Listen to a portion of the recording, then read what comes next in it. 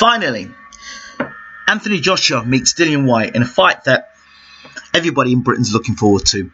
As Adam Smith would say, a mouth-watering clash. Well, that's what he would say, and not sure if it's mouth-watering. It's an interesting bout. But I think, in my opinion, I would have said to Dillian Whyte to avoid this fight for another 6 to 8 months. I think Dillian Whyte is a good fighter. I think he does crack. Good puncher. Good boxing ability. But I think the injuries he's had and the blowouts he's had in his fights, I really would like to see him have more time in the ring. I would like to spend more time with Jonathan Banks. I would like to see him more get some momentum behind him. On the flip side, Anthony Joshua has been the guy who's had the momentum and has been able to try different things and do different things. He hasn't gone past 3 rounds in a fight, or 4 rounds. So him and Dillian Whyte have something in common. They both haven't gone the distance. Now, there is one thing I will say right now from the start. Anthony Joshua's physique. He looks big. He looks sculpted. He looks fantastic. I'm not sure if that body, that muscle mass, can do 12 rounds. I'm sorry, I have my doubts.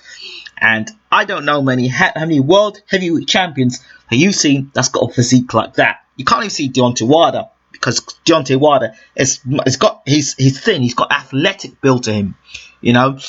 But I don't know how many big heavyweights you see like that, who's muscular like that go on to be world champions and long reigning world champions as well. Not just title holders, long reigning world champions. You look at Frank Bruno, you look at Dillian Whyte. To me, Dillian Whyte is a faster version of Frank Bruno. That, being said.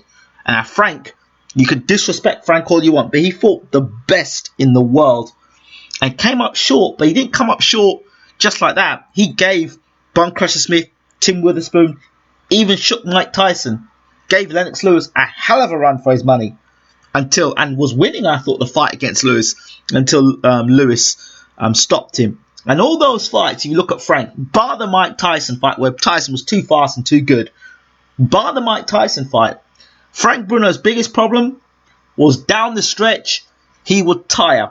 He tired against Lewis, he tired against Bum Crusher Smith, he tired against Tim Witherspoon.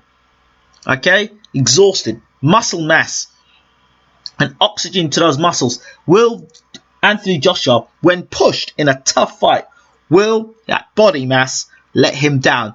I suspect it will. Now, here's another thing. I've not been impressed with Tony Sims as a trainer for Anthony Joshua. Yeah, you can hit pads all you want, but I'm sorry, I'm not convinced about him as a trainer for the World Heavyweight Championship. Okay, for the World Heavyweight Championship, and for Jonathan Banks, I don't know how good a trainer Jonathan Banks is. There's question marks about both trainers. No disrespect to Jonathan Banks, okay?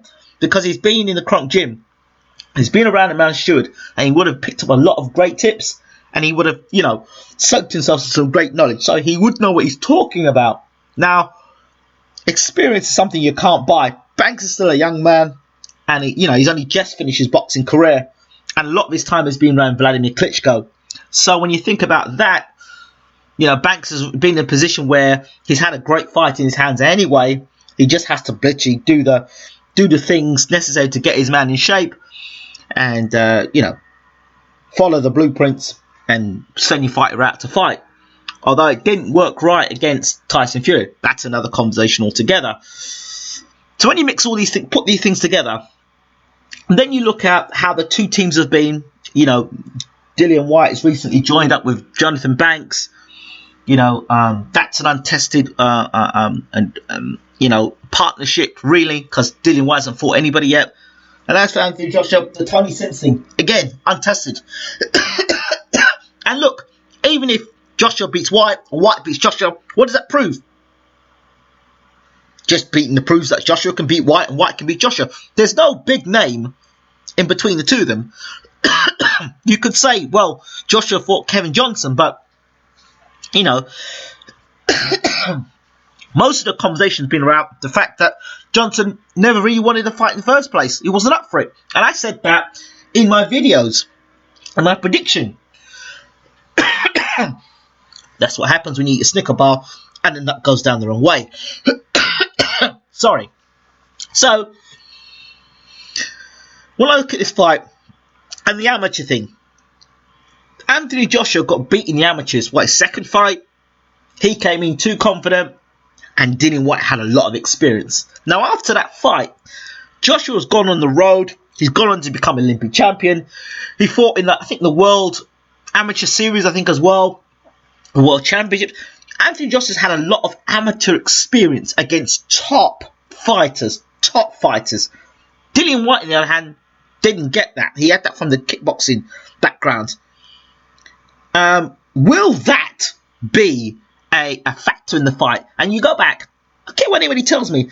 If you're looking at a man that you've beaten before, in your mind, you can't get it out of your mind. I've beaten you before, I'll beat you again. So in Dillian's mind, he can say what he likes. At the end of the day, it's in his mind he believes he's beaten Anthony Joshua before. Does that affect you in training? Does that give you the extra grit to train that much harder? I don't know. I really don't know. You look at the last fight, you've Cornish, professional job done. You know, I expected Cornish to get knocked out in a round. It happened. If you look at the fight with Dillian Whyte, he didn't look that impressive against Minto. Was getting caught with too many shots. Is Dillian Whyte fully fit for this fight? Is he got any injuries? Even if he was injured, I know he'd go out there and fight. You know, I don't know. And this thing about, well, you know, I can take you out on the road, I can beat you in a scuff, I can beat you, you know, on the street, I can handle you on the street. That means nothing in a boxing ring. Absolutely nothing. So you can beat a man in a street fight, fine. But what does that prove? You can't beat him inside the ring.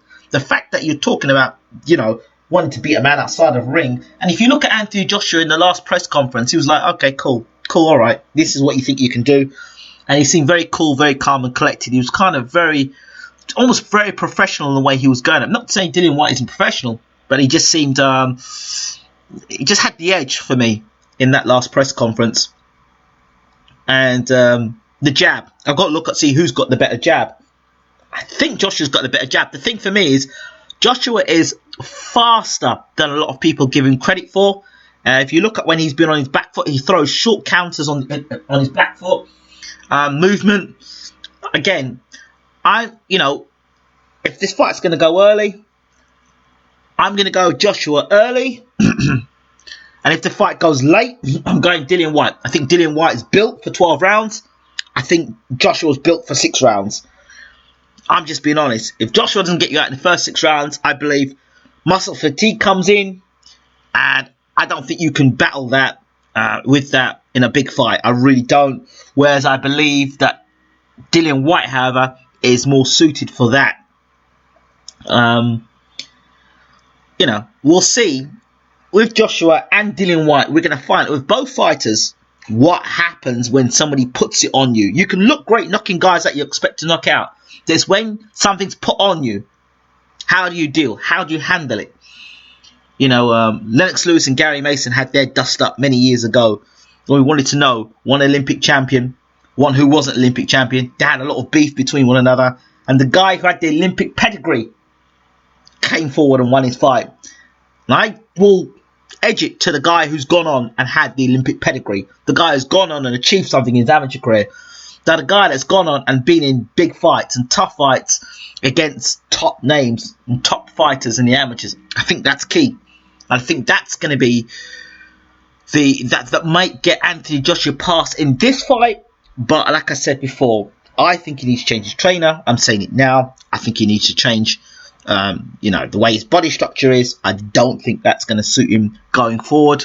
He may get past Dillian Whyte if the fight doesn't go 6 rounds.